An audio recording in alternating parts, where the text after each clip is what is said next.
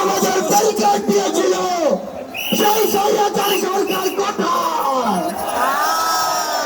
সেই পুলিশ কোথায়? আমরা স্পষ্ট করে বলে দিতে চাই, বাংলাদেশের ছাত্র জনতাকে ব্যারিকেড দিয়ে আটকে দেওয়া সম্ভব নয়। যদি আটকে দিতে চান, গদিতে আগুন জ্বলবে। ওই স্বৈরাচারী সরকার নাকি ভারতে বসে পাল্টা গণঅভ্যুত্থানের চেষ্টা করছে। এর চেয়ে বেশি হাস্যকর আর কি হতে পারে?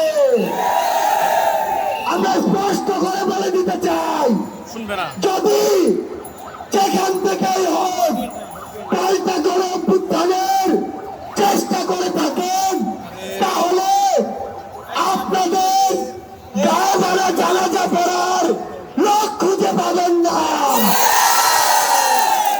আমরা যখন রক্ত দিতে শিখেছি, তখন আপনাদের মতো ফ্যাসিস্টরা আমাদের লোক পর্যন্ত স্পর্শ করতে পারবে না।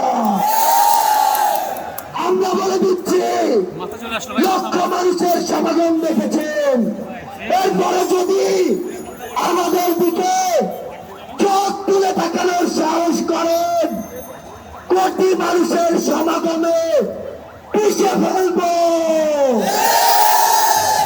আমরা স্পর্শ করে বলে দিতে চাই, এই বাংলাদেশ 16 বছর পরে স্বাধীনতার যে নতুন মুখ দেখেছে, সেই মুখের দিকে কেউ যদি নজর দেওয়ার চেষ্টা করে, তাহলে তার জায়গা আমাদের এই বাংলাদেশে হবে না।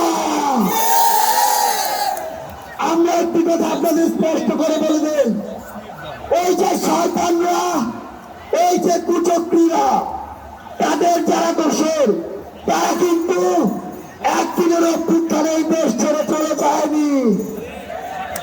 সালমান এফ রহমানের মতো ভণ্ড সেজে লুকিয়ে আছে আমাদের আশেপাশে। এদেরকে প্রতিহত করতে হবে।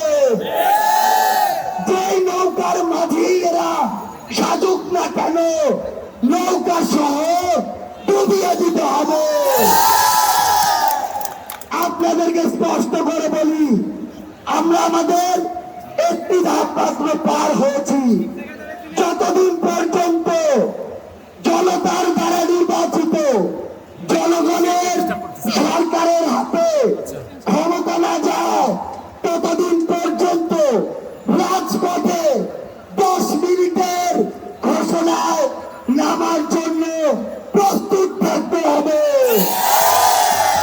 যেই গর্ত দিয়ে ওই ফ্যাসিস্টের দোসররা বের হওয়ার চেষ্টা করবে, দুইটা কাজ করতে হবে। সেই গর্তেই তাদেরকে ঢুকিয়ে দিতে হবে এবং ওই গর্তে তালা দিয়ে দিতে হবে। আমরা স্পষ্ট করে বলি, বৈষম্য বিরোধী ছাত্র আন্দোলন বাংলাদেশের কোন নির্দিষ্ট মতের বা দলের আন্দোলন ছিল না।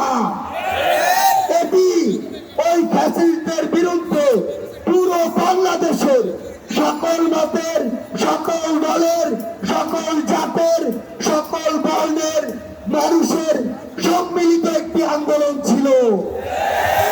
সে জায়গা থেকে সামনে যদি বিন্দু পরিমাণ কোন বাধার আশঙ্কা আমরা দেখি, তাহলে ওই 5ই আগস্টের মতো জনতার স্রোতে তাদেরকে পিছিয়ে দিতে হবে। সবার সাথে এই রাজপথে যে কোনো সংকটে, যে কোনো সংগ্রামে আবার দেখা হবে। সেই পর্যন্ত আমাদের এই সংগ্রাম, আমাদের এই লড়াই জারি থাকুক।